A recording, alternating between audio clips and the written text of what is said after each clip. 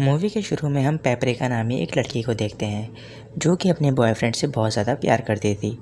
लेकिन उसका बॉयफ्रेंड उसको शादी करने के लिए बोलता है कि हमें पहले कुछ पैसे जमा करने होंगे, जिसकी वजह से पेपरिका एक प्रोस्टिट्यूट बन जाती है और उसका बॉयफ्रेंड काम करने के बहाने कहीं और चला जाता है। अब पेपरिका वहाँ की एक औरत से मिलती है, जहाँ पे ये औरत पेपरिका को एक कमरा दिखाती है। अब ये पेपरिका को बताती है कि उसको सारा काम यहीं करना है और अपने क्लाइंट्स को यहीं लेकर आना है, जिसके बाद उसको अपनी कमाई का 50% इस औरत को देना पड़ेगा। जिसके बाद पेपरिका इसकी बात मान लेती है।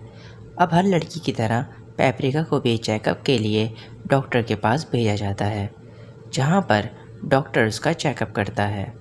अब दोस्तों, जैसे ही डॉक्टर उसका चेकअप कर रहा होता है तो डॉक्टर ये वाली बात देखता है कि पेपरिका काफ़ी छोटी लड़की थी। इसके बाद डॉक्टर उसको बोलता है कि इस छोटी उम्र में तुम्हें ये काम नहीं करना चाहिए।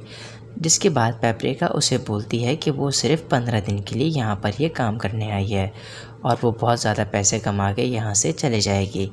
लेकिन डॉक्टर तो ये जानता था कि पेपरिका यहाँ से नहीं जा पाएगी। जिसके बाद डॉक्टर पेपरिका को भी ये बात समझाने की कोशिश करता है, लेकिन पेपरिका को समझ नहीं आती। अब जब पेपरिका तैयार होकर नीचे उतरती है तो उसे वहाँ पर उसका पहला क्लाइंट मिल जाता है।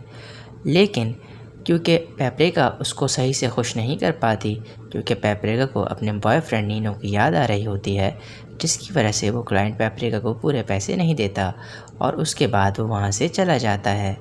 जिसके बाद मैडम कॉल ने बहुत ज़्यादा पेपरिका पे गुस्सा होती हैं। अब पेपरिका यहाँ की सबसे ज़्यादा मशहूर लड़की बन चुकी थी और हर एक क्लाइंट सिर्फ पेपरिका के साथ ही सोना चाहता था। लेकिन वहीं पर पेपरिका एक लड़के के साथ रोज़ सोने लग जाती है, जिसका नाम फ्रैंको होता है। अब फ्रैंको एक दिन पेपरिका को डिनर पे लेके जाता है और जैसे ही वो डिनर पे जाता है तो वहाँ पर वो देखती है कि उसका बॉयफ्रेंड नीनो एक लड़की के साथ आया हुआ है।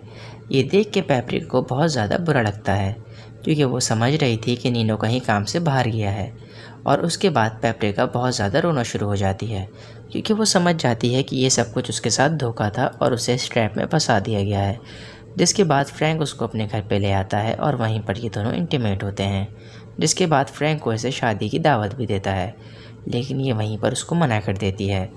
अब नीनो यहाँ पर पेपरिका से हिस्सा मांगने के लिए आता है, लेकिन पेपरिका तो इस बारे में कुछ नहीं जानती थी, तो वो उसको मना कर देती है। और वहीं पर हम देखते हैं कि जब एक लड़की एक दूसरे ब्रोकर को पैसा नहीं देती तो वो उसकी जम के पिटाई लगाता है। जिसके बाद पेपरिका बहुत ज़्यादा डर जाती है और वो यहाँ से भाग जाती है। अब जैसे ही वो दूसरी जगह जा रही थी तो वहीं पर उसको वही ब्रोकर मिलता है जिसने उस लड़की की पिटाई लगाई थी, और वो उससे भी हिस्सा मांगना शुरू कर देता है और उससे ज़बरदस्ती करता है। लेकिन पेपरिका उसकी एक भी नहीं सुनती। अब पेपरिका एक दूसरे कैथर में चले जाती है, जहाँ पे वो देखती है कि वही आदमी उसको दोबारा से मिलने आता है। लेकिन पेपरिका इस पर ज़्यादा ध्यान नहीं देती। कुछ दिनों में पेपरिका यहाँ की भी सबसे मशहूर लड़की बन जाती है और यहाँ पर पेपरिका के काफ़ी ज़्यादा हाई प्रोफाइल क्लाइंट्स बन जाते हैं। लेकिन वहीं पर हम देखते हैं कि पेपरिका की एक दोस्त की अचानक मौत हो जाती है, जिसकी वजह से पेपरिका बहुत ज़्यादा डर जाती है और ये ब्रोकर भी पेपरिका का पीछा नहीं छोड़ रहा होता। लेकिन एक दिन जब पेपरिका काम कर रही होती है तो पेपरिका को वहाँ पर फ्रैंक नज़र आता है, जिसको देखकर पेपरिका काफ़ी ज़्यादा खुश हो जाती है और फ़ौरन फ्रैंक से मिलती है। अब की बार ये फ्रैंको को खुद शादी के लिए प्रपोज़ करती है और उसको एक बोट भी दिलाती है। लेकिन दोस्तों, अचानक से इटली की गवर्नमेंट वहाँ पे उन सब चीज़ों को बंद कर देती है और सारे क्लब्स पे पाबंदी लगा देती है। लेकिन वहीं पेपरिका को एक और बुरी खबर मिलती है कि फ्रैंको की बोट को पुलिस ने पकड़ लिया है।